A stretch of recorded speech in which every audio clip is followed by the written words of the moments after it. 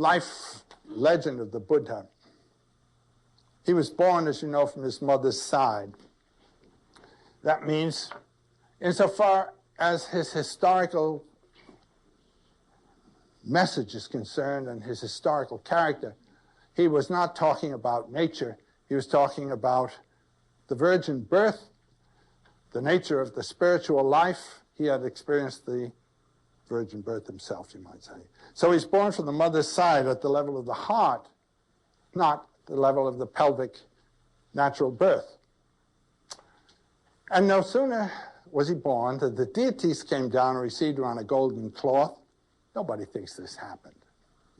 The biographies of saviors are symbolic of the meaning of the Savior's teaching. It's not like, you know, Carl Sandburg's Life of Lincoln, where you get documentation of the actual details of the life. It has nothing to do with what happened in life. It has to do with the implications of the life.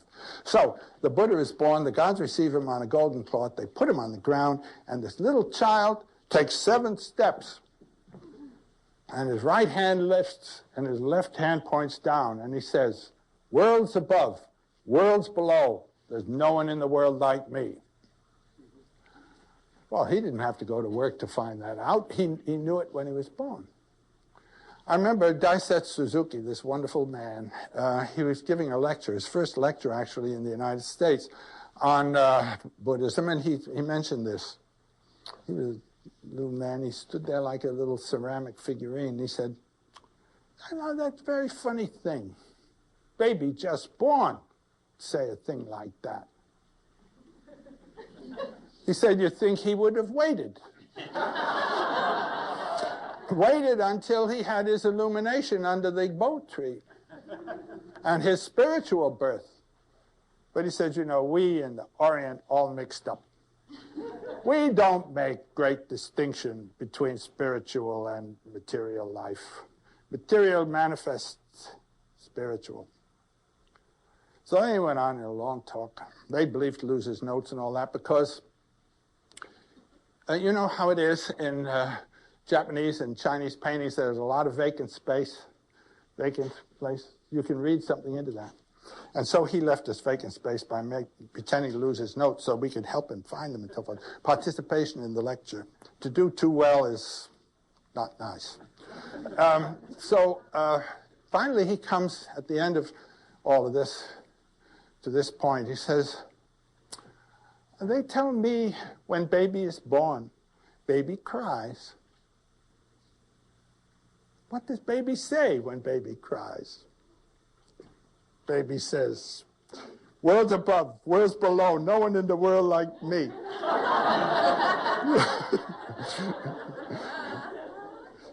All babies, Buddha babies. And as you recognize in the East also, this the little baby is the Buddha baby. It's a manifestation in innocence of these wonderful energies. But so what's the difference between your little mouse and Queen Maya's? Hers knew he was a Buddha baby. And the whole thing of Buddha consciousness means getting to know you're it. So that takes a lot of work, principally because society keeps telling you you're not it. And now we come to the wonderful story of the Buddha life. When he was born, his father sent for sages to interpret the boy's birth, and they found on his body signs, 32 signs, indicating that he was going to be either a world ruler or a world teacher. Well, the father was a king, and so was prejudiced in favor of world rule. And he didn't want the boy to become a world teacher. Well, he knew if he became aware of the sorrows of the world, he would want to be a world teacher. So the father fixed it up so that he should know nothing of sorrow. Beautiful palace, glorious high walls around, lots of dancing girls and flowers and perfumes and loveliness. And the description of the boy's youth are really delicious. One day, however, he does become curious about the town. So he says to his chariot driver, you know, I'd like to go for a little trip. Well, this was something that the gods had arranged because it was time for him to have a traumatic shock. And the king, when he hears his son wants to go out like that, he sees to it that there's no unpleasant sights within range of vision. He has new pots of plants put along the road, and they're going to have a party down the other end. Well, the gods arranged that he should see something else. So he goes out, drives along, and what he sees then is an old man. And he says to his driver, "Who's that? What's that?" "Well, that's an old man." "What does that mean?" "Well, people get old." "Am I going to get old?" "Yeah." "Oh, no. I don't want to party. Take me home." So he goes home. That's the first vision. Next, he sees a sick man. Third trip, he sees a corpse being carried. Now he is fed up. Fourth trip, he sees a yogi. What's that? That's a man who has gone to release himself from the sorrows of the world. Oh, I'm going to be a yogi. But so he then leaves the palace and starts his great adventure. We'll see later a scene, the girls try to do something to make him happy. They put on dances and so forth. But the gods then play a dirty trick on them. They make them all fall asleep in rather undignified postures.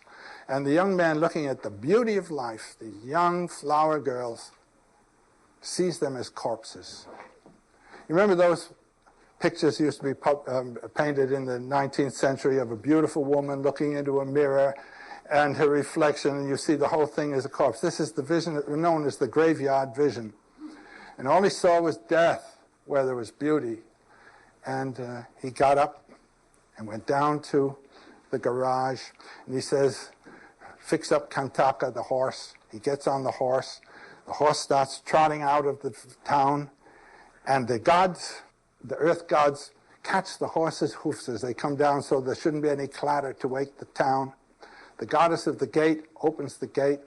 The horse jumps across a great river, and the Buddha turns back and he gives for the first time his lion roar. Then he goes into the forest. He takes his sword and cuts off his princely topknot and throws it up to heaven. And he says, "If my topknot stays up there, I shall become a Buddha." And so in heaven, all the angels grabbed that topknot and they installed it in the shrine. This is the shrine in one of the heavens, the shrine of the Buddha's topknot.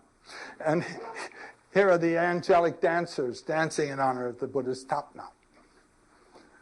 These amusing little pieces, they're meditations, not on the Buddha having cut off his topknot, but on the virtue of cutting yourself off from your secular commitments in order to engage in meditation. And here are the souls in heavens and so forth. Joe says that the life of the Buddha, the lives of all saviors, are not to be taken literally. The important thing is the implications of the life rather than the life itself.